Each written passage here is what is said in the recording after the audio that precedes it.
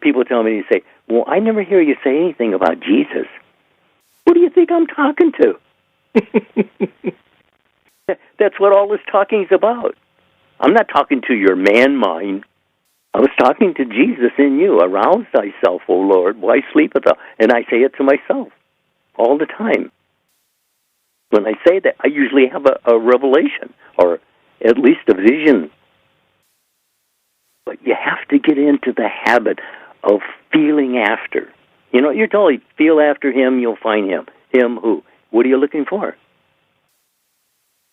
See, first you have to know what it is you want. But the minute you decide what you want, you stop wanting it and start being it. Thinking from, not of.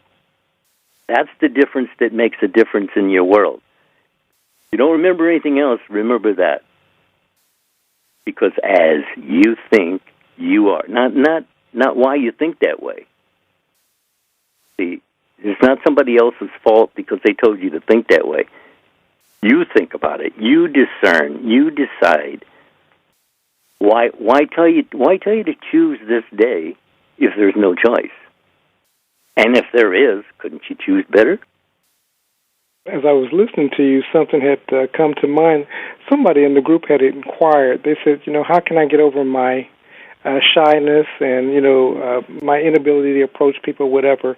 And somebody else came back and they stated just what you just stated. And they said, decide.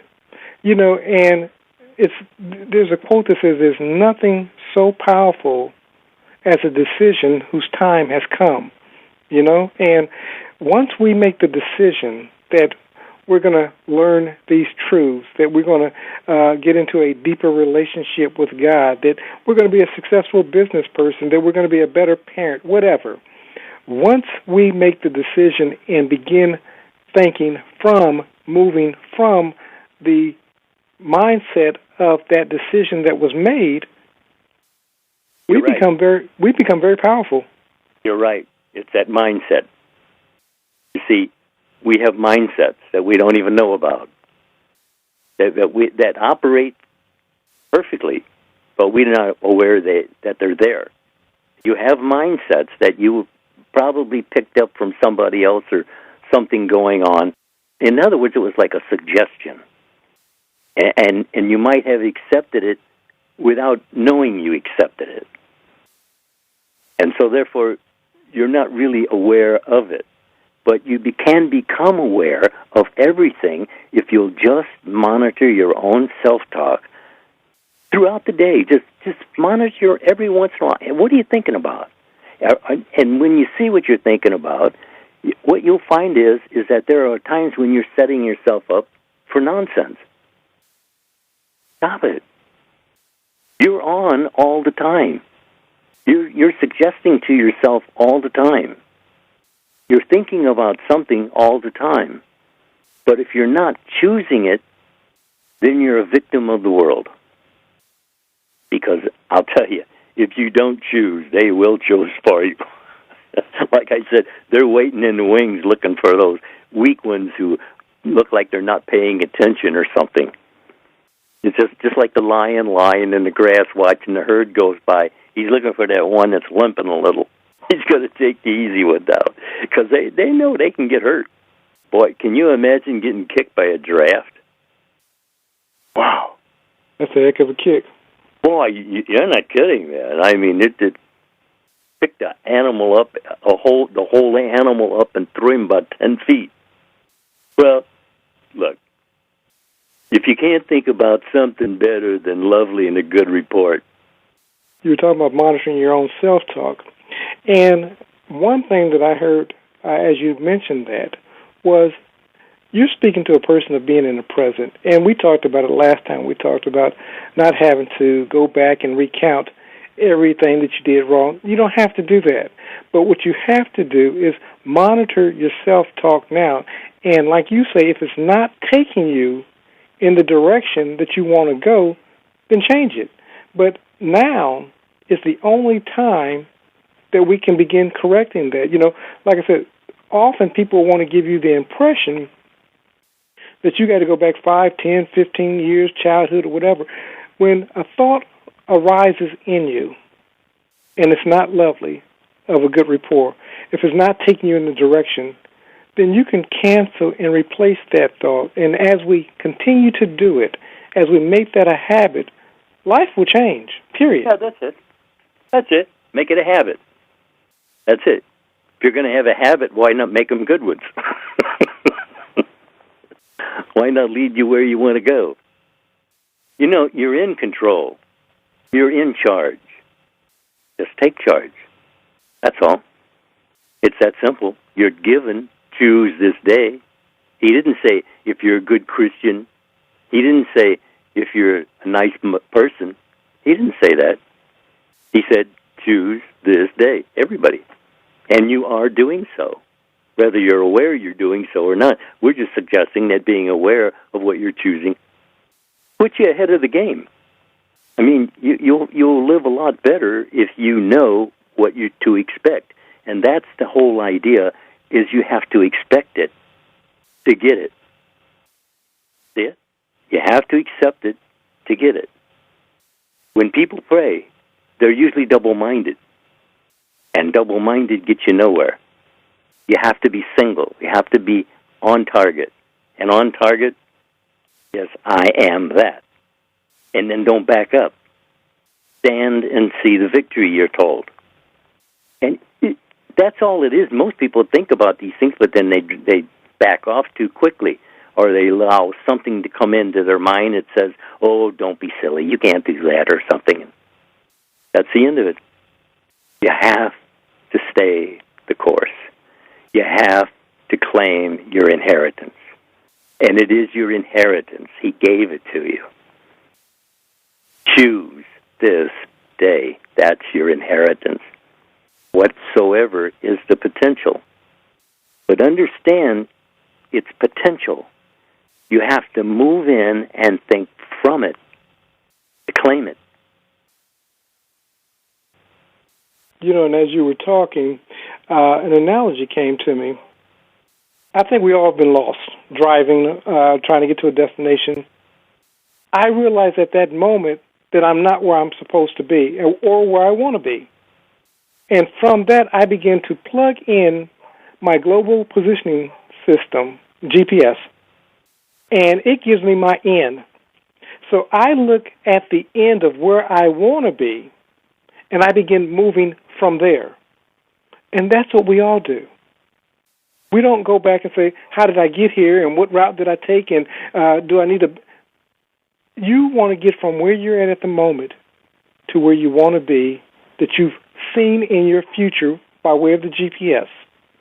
And that's what we're trying to do with you, is get you to from where you're at to where you want to be. Well, if you're not paying attention, you know, then anything that's going on around you will grab your attention. And then that's it. I mean, it's just like watching television. They come on, wham, with those commercials. And they go from one to the other so fast you don't even know. You don't know what they're even selling. Absolutely. But you do that in your own mind. You let your attention's over here, and then it's over here, and then it's over there, and then it's over there. You know, it takes focus. And as you learn, as you train yourself to focus on what you're thinking, in other words, by focusing on it means you're actually looking at what you're thinking, because it is making you a mindset. If it's not what you want, then turn it off. You're in charge. You're in control. I mean, you can choose your next thought, can you not? Okay. The suggestion is don't stop. Keep choosing it. You're told choose this day. Well, if you stop choosing, you'll be chosen for. And I can tell you that doesn't really work out too good, unless they're really, really loving people, and they really want to see you get ahead. But otherwise, you have to discern everything you hear. If you don't, then you're vulnerable to the trade-offs to the ramifications of what you're talking to yourself about, because you're always making suggestions to yourself, even if they're veiled so that you don't recognize them as you're actually planning your life. You're planning your life moment by moment. You're always thinking ahead of your evidence. Just that alone tells you that you're planning your life moment by moment. Really think about these things. People don't they watch television for an hour, but instead of watching television for an hour, think about this for an hour.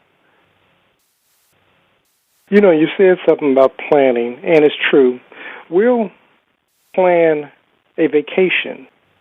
We'll plan a outing to dinner. We'll plan, a trip to the movie. We'll plan these things. But when it comes to planning the thoughts that we're sowing into our minds, we do it haphazardly, and we don't see the importance. They have little to no effect on us. But as we both know, that's not the case. Would you agree? No, you're asleep. We're in the sleep. This is a dream life. This is a virtual reality. To think haphazardly is to be dangerous. You have to choose what you're going to think about. So what's actually happening when you're not paying attention to what you're thinking about? You're planning your life unexpectedly. Everything that we're given them is from Scripture. So it's not a matter if they'll find it. They'll find it if they're looking for it. But most people appreciate, they hear something that they find agreement with, and they've been looking for. Now all of a sudden, somebody's saying what they've known in their heart all the time, but now it's being verbalized.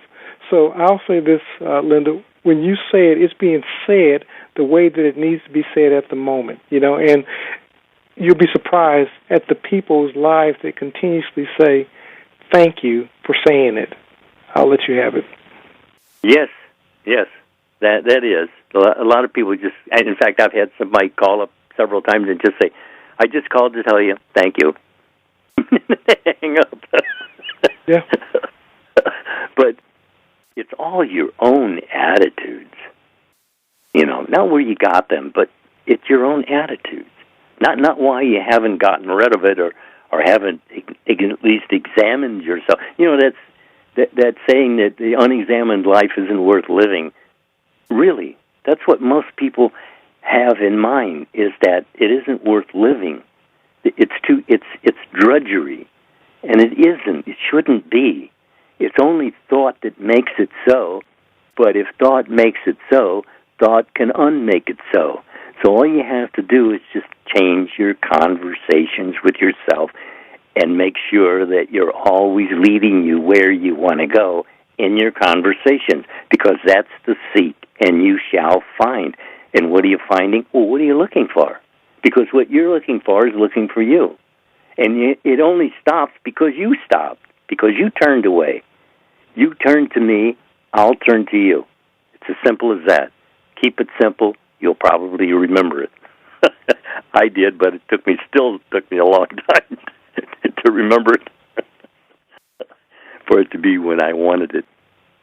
Our goal is to help those people that are discovering this anew or new for themselves, to expedite the process. We want to help you expedite, so that's why we continue to do the talks. I mean, I spent years in the wilderness, and the truth of the matter is when I was in it, I didn't even think that I was in it. I was listening to somebody recently, and they were talking about somebody, every time they talk to them, that they're evangelizing them and saying, that you need to go to church and you need to do this and you need to do that.